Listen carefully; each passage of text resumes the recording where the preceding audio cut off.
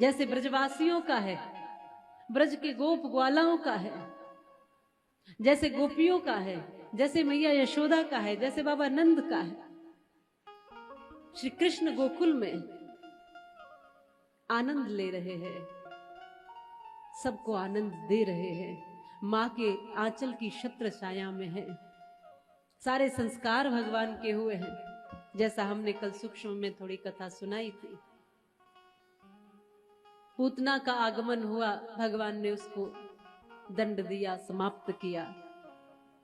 भोले बाबा आए तो उनको दर्शन दिया, और तमाम तृणाव्रत आदि दुष्ट आए, उनका दमन किया, और सब ब्रजवासियों का सृजन किया है।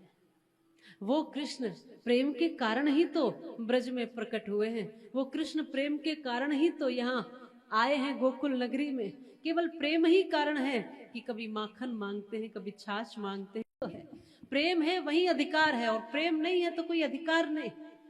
जहां प्रेम नहीं है वहां आप किसी का एक शब्द नहीं सुन पाओगे, और जहां प्रेम है वहां खूब खूब कठोर शब्द भी सुन लेते हैं, क्योंकि उसमें प्रेम मिला हुआ है। ब्रज से एक अटूट रिश्ता है ठाकुर जी का, इसलिए भगवान श्री कृष्ण ऐसे हैं जो ब्रज में लीलाएं कर रहे हैं। और कौन से भगवान?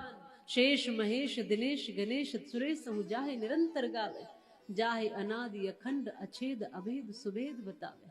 नारद से सुख व्यास रटे पचिहारे तऊ पुनि पार न पावे, ताहे अहिर की छोहरिया छचिया भर छाछ पे नाच नचावे। वो श्री कृष्ण जिनकी स्तुति सब देवता किया करते हैं, ऋषि मुनि महापुरुष करते हैं, वो श्री कृष्ण जगह के घर घर जाकर छाछ मांग रहे हैं, माखन मांग रहे हैं, माखन चुरा रहे हैं। ये प्रेम है। प्रेम जब अनंत हो गया, रोम रोम संत हो गया, देवालय बन गया बदन, ये संत तो महंत हो गया। प्रेम जब अनंत हो गया, प्रेम की परिपाटी है ही ऐसी। प्रेम भीतर जब प्रकट होता है तो ये समझ लो कि कृष्ण प्रकट, प्रेम का प्रकट होना ही कृष्ण का प्रकट होना है।